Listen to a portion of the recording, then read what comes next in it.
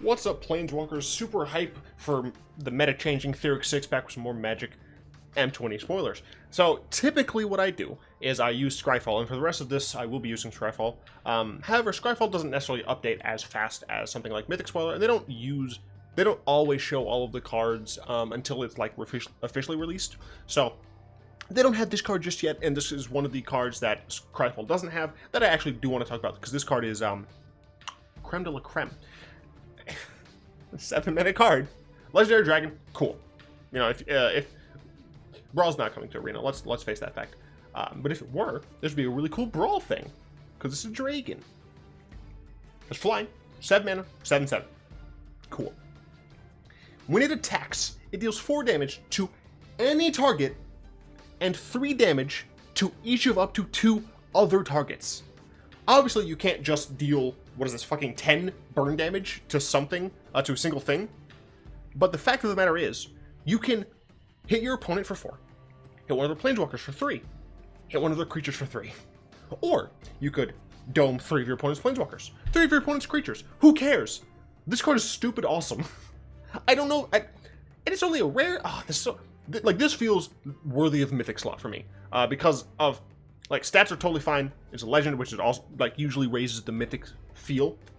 And then the fact of the matter is, it just deals 10 damage in chunks, in like 3 individual chunks. And that is, it's so cool. I don't know.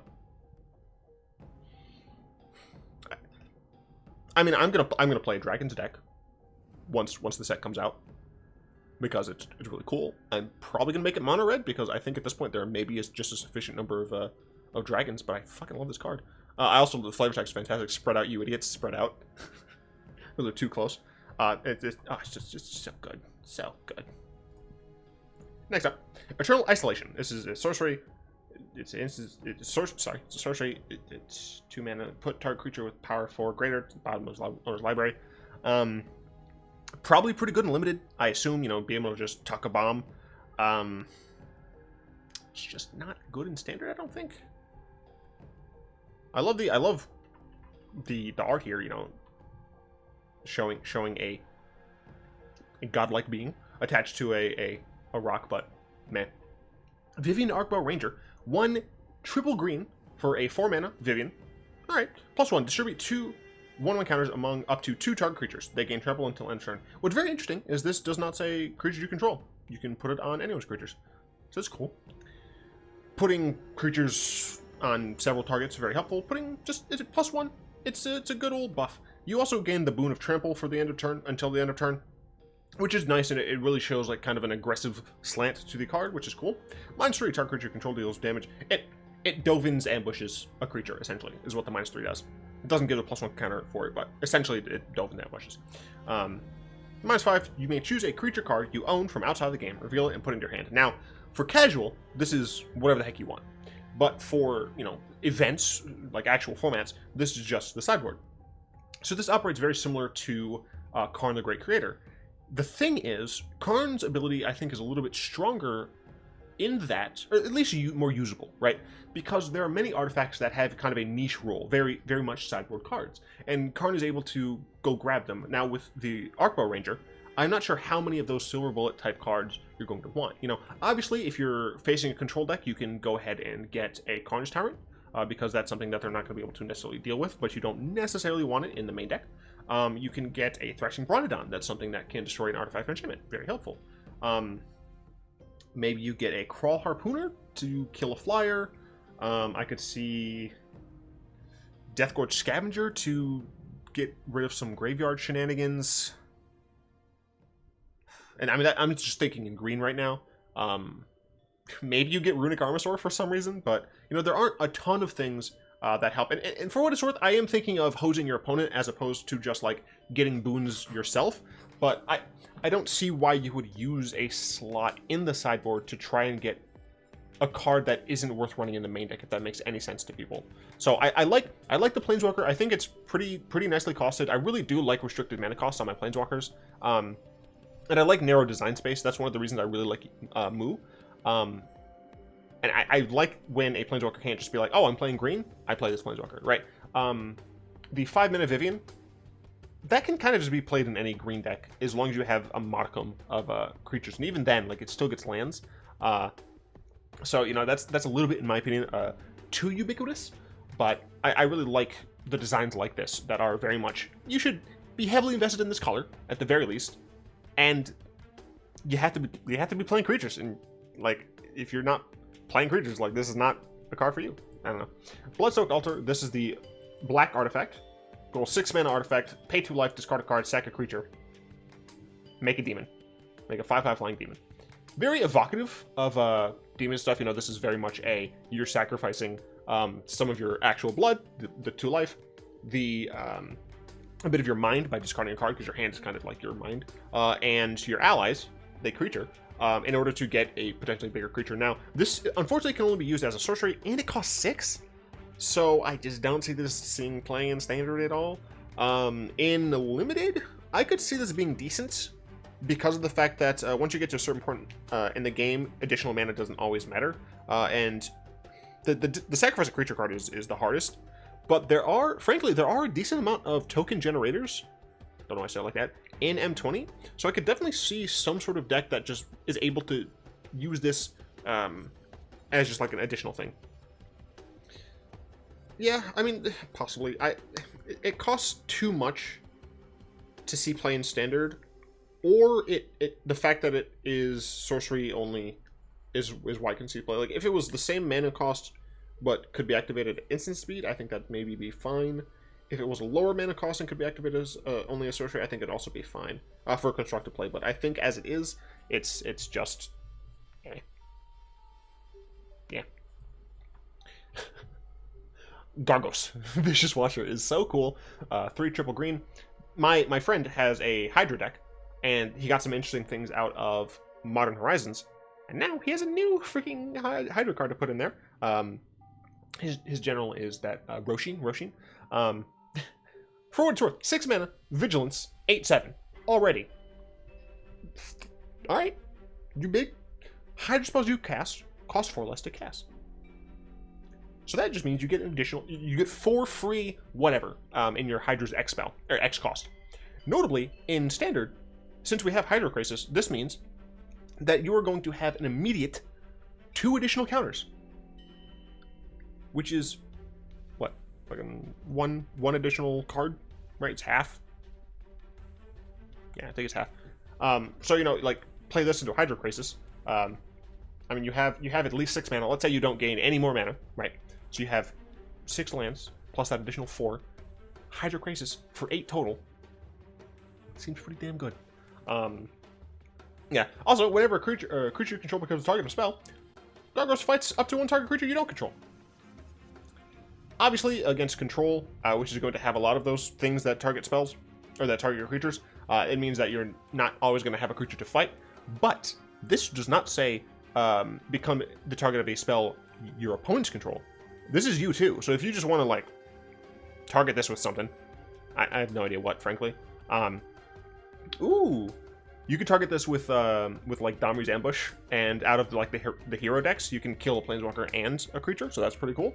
But yeah, really cool card. I'm gonna remake a Hydra deck because this helps the Hydra style decks. You know, probably just make it an X deck in general, a blue-green X deck. But yeah, it's really cool for EDH, really cool for kind of meme decks in standard. And literally, this is stupid. If you're committed to green, this is a really good card. Cavalier of the Gales, not just Gales. 6 mana, 5/5 flyer. Already better than the green one, in my opinion.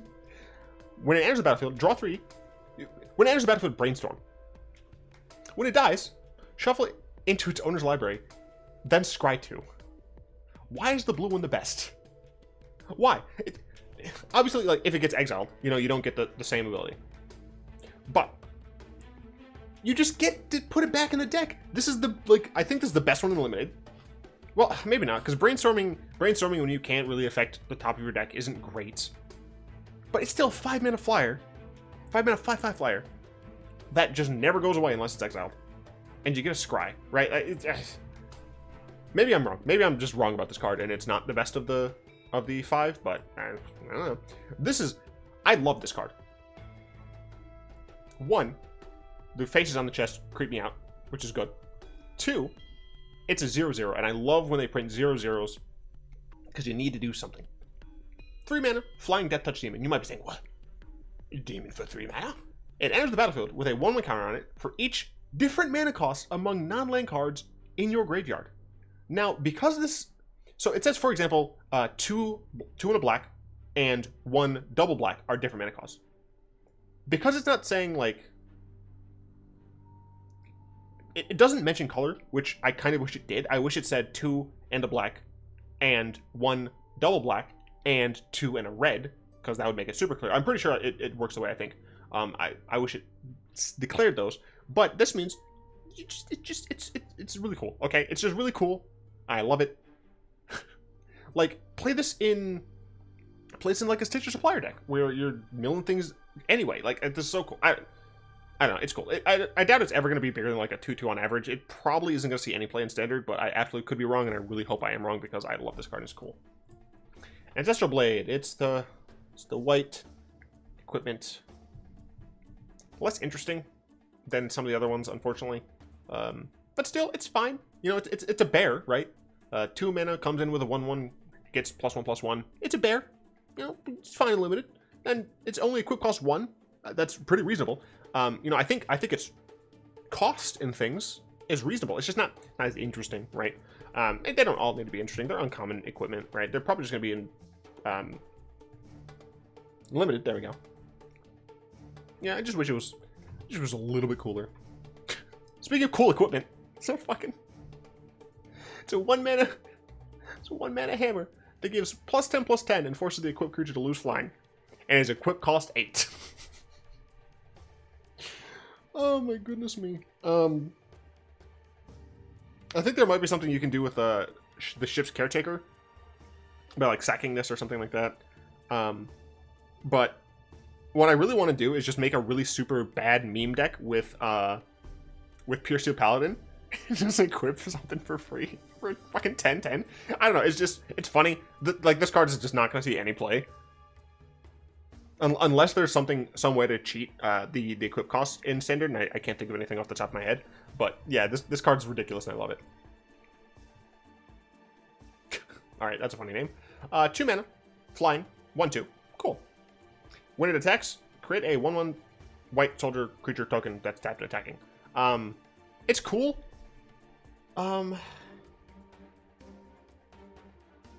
This is the first time I'm seeing this card, so I'm not entirely sure how to evaluate it. It's a knight, which is cool. It's a 1/2, so it doesn't die to like X1 type things or 1X type things. Get a soldier tap and attacking. I don't know. Maybe you see this somewhere, but I don't see it. Mystic Forge. 4 mana. You can look at the top card of your library at any time. You can cast the top card of your library with an artifact or colorless non-land card. So, Eldrazi count. Eldrazi with the Void count. Eugene counts. Karn counts. Then you can tap it, pay a life, exile the top card of your library. This you can do whenever. So essentially you're just like, well, this is an artifact. I really need an artifact to get me out of this. Gonna go ahead and pay 1 life. Get rid of this. Oh, cool, an artifact. Play it. I like the fact that they force you to pay a life for this. It makes the cost real, instead of just being able to like, I'm just going to keep exiling on top of my library every turn. But I think this might be a super cool effect. And what I'm thinking is hopefully Arena Modern does bring Kaladesh back, so that I can play like 1 or 2 of this in the module combo deck, because I love that deck. And this helps me play that deck. Brineborn Cutthroat. It's a 2 mana 2/1 Merfolk Pirate with Flash. Pretty cool. If you cast a spell during your opponent's turn, put a 1/1 counter on it. It's pretty good. It's pretty cool. Merfolk has pretty good instance. Pirates don't. Probably see this in Merfolk. A blue-red card that's just really good. It's a 2 mana flying haste 2/2. All I'm going to say about this is really stupid card. It's also a freaking wizard. It's an elemental and a wizard. So, sure. Who the hell is Yarok? Yarok's? Oh, right. Yarok's the freaking dude. It's the blue, black, green thing. That's okay. Because I don't have ETB effects. Yeah, yeah, I feel smart. When it enters the battlefield, return another creature you control to its owner's hand. Fortunately, you can't control itself, or can't return itself, but what's nice is that if you don't have another creature, you can just play this. You have a nice 4-mana 4/4 in blue, which is good in draft. This essentially is a drawback, bouncing another creature to your hand.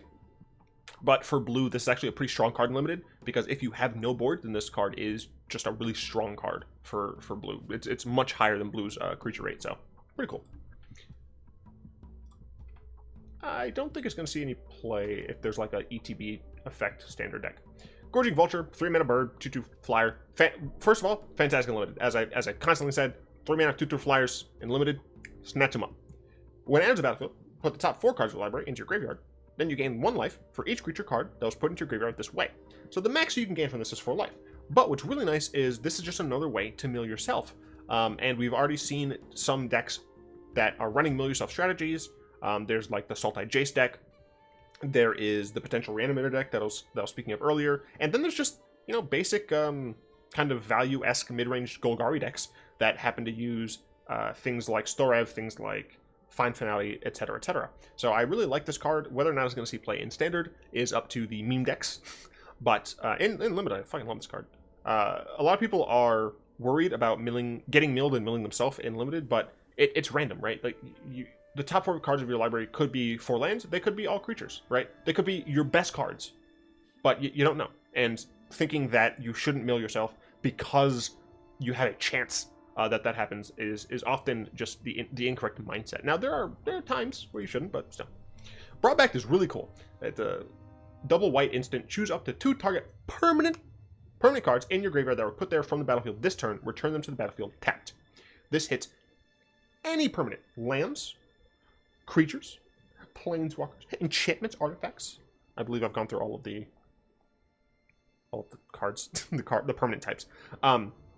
This card is fantastic in EDH. So a really messed up thing you can do is you can cast Armageddon or any mass land destruction thing and just get 2, like you float double white mana and then you just get 2 lands back into play. It comes in tapped, which is important because that means you can't like if you had multiple of these, this obviously is no longer EDH, but then you got 2 planes back after a mass land destruction. Then you cast another one, cast another one, cast another one. Then you're the only one with lands at the table. I can understand why they want to make sure they come in tapped, but being able to just hold this up against a board wipe is pretty interesting. Being able to bring your planeswalkers back is going to be very interesting. Unfortunately, I don't think this is actually going to see any play in Standard because I don't think that the mono white. Well, maybe mono white wants this. Possibly. Mono white already has 3-mana indestructible things. This doesn't give the indestructibility, but it does allow them to get other things like a Johnny back, so yeah, I'm not sure. I think this is really interesting. Yeah, I don't know. In Limited, it makes for a really fun thing because you can just swing all in, and even if you don't have great blocks, even if they have some free blocks on you, you can just be like, I'm just gonna give it back, thanks. Tail's End. I love this card. 2-mana instant. Counter spell. Counter target activated ability, triggered ability, or legendary spell. Now this is very similar to Disallow, which was from Kaladesh or something like that. And that could counter not a legendary spell, but it could also just counter a spell, if I recall correctly. Yeah. I don't think it could counter triggered and activated. Who knows? Whatever. What's cool is that this can counter any legendary spell. So that is legendary sorceries, legendary enchantments, artifacts, planeswalker, whatever. The issue is, even though I love the design of this card, it's going to be a fucking nightmare. I think that this is going to be in the sideboards of every control deck that runs blue. I'm pretty certain I'm going to have to run this in my Grixis control list. Because you just counter almost anything. Some of the biggest things that you need to counter in the control matchups are the planeswalkers, or just stopping the abilities of those planeswalkers. Sometimes, though, you need to counter a spell, and that gets rid of this. So I love the design of this card. I think it's very fair balanced. We'll have to see what role it plays in the coming Standard. I love that this card's coming back. a lot of people are going to see this card and be like, oh my gosh, we're going to Theros. We're going to see Elspeth become back to life. Can't wait. I don't necessarily think that, but the fact of the matter is this is a really cool protection card. It gives protection from the color of your choice, and you can describe one. Very, very nice, cool card. This is probably going to go in the feather deck, I would assume. Because this can be aggressive or defensive. You know, you can just give a creature protection from the color of your opponent's creatures and just attack in. And you're getting the scry, and you're getting it back with feather. So I think this is pretty cool. I think it's a nice reprint. Vorst Claw. It's a reprint from Absent Restore. 6 mana, 7/7, whatever. Thunderkin Awakener is a 2 mana 1/2 haste. I don't know why it's a 1/2. It makes so much more sense to be a 2/1 and have the thing be a power, but whatever. It has haste, which is cool. When it attacks, choose target elemental card in your graveyard with toughness less than this thing's toughness and return it to the battlefield tapped and attacking. Then you have to sack it. It can like get ETB triggers and get dice triggers, but it's a 2 toughness creature, and you have to buff its toughness. But you don't want to invest a card to buff its toughness once. So you're either going to want Anthem effects, or you're going to want like an artifact or enchantment that's constantly buffing this. In which case, why are you running this? Like, it makes much more sense to me that this costs more and is a little bit more usable. I don't see where this is good. I'm certain that it's maybe going to be fine, but the fact that it's restricted to elementals makes me think that no. 2 mana 2/1 protection for black. 2 mana exile target card from a graveyard. I love this card as a lover of Death and Taxes. This card's really cool for standard. It's not going to make a huge splash, but I think it's just a cool card. I mean, that's pretty much the gist of it. Art's cool. The exile target card from a graveyard is nice. You could even just play this as some general graveyard hate, right? It doesn't even have to be against a black deck, but being able to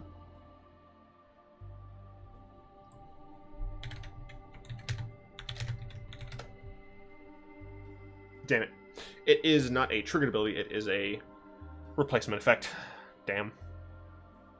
Damn. Oh well. I still think it's a pretty cool card. Pretty cool effect, and I could see it being potentially a sideboard card for graveyard hate. Yeah.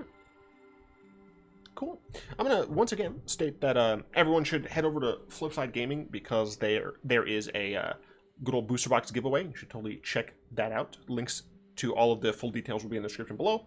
I'd like to obviously thank all my patrons. You guys are great. And once again, I want to remind you that I should be streaming today at 1 p.m. US Central. That is GMT -5. Come join me. I'll be on Twitch, and we're gonna have some fun. Anyway, yeah, spoilers and stuff. I gotta go make my food. Bye-bye.